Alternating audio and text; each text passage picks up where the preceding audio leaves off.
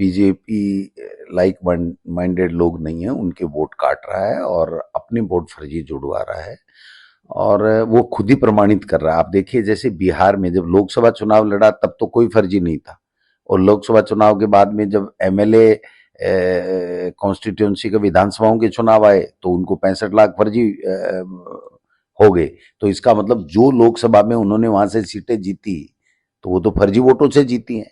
वो खुद ही दोहरी चरित्र की बातें कर रहे हैं। दूसरी बात मैं ये कहना चाह रहा हूं कि ऐसी क्या नौबत आ गई इनको कि आनंद फानन में इस तरीके से बीएलओ को आत्महत्या करनी पड़ रही है, टास्क दिया जा रहा है। और मेरे यहाँ जयपुर में तो ऐसा हो रहा है, राजस्थान में भी हो रही है।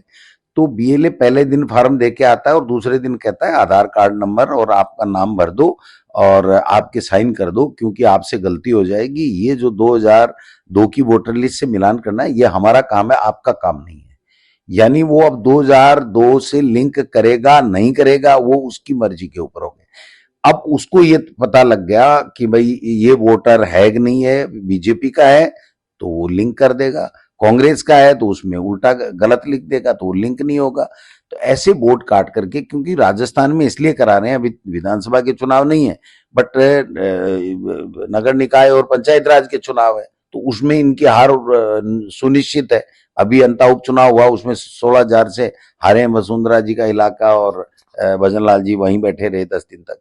तो मैं समझता हूं कि ये सारा का सारा काम कर रहा है। तो आज हमारी एआईसीसी ने हम पीसीसी प्रेसिडेंटों को और सभी नेताओं को कहा कि भाई जो बीएलए आपने बनाए हैं उनका प्रशिक्षण कीजिए, उनको बीएलओ के साथ में लगाइए।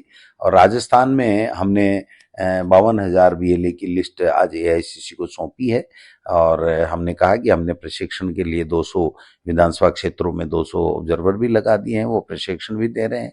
और हम लोग बीएलए के साथ और बीएलओ के साथ मिलकर के वो गलत वोट जोड़ ना पाए और सही हमारे वोटों को काट नहीं पाए, इसकी हम लोग पूरी मुस्तैदी के साथ में उसकी व्यवस्था कर रहे हैं। सर एक आखिरी सवाल है, आमतौर पे देखा जाता है कि जिनकी सरकार होती है प्रदेश में उपचुनाव आमतौर पर उनकी पार्टी जीतती है। इस बार आप लोगों ने वहाँ जीत दर्ज की और अभी कुछ देर पहले मुलाकात भी की है आप लोगों ने राहुल गांधी से, क्या बोला सर उन्होंने?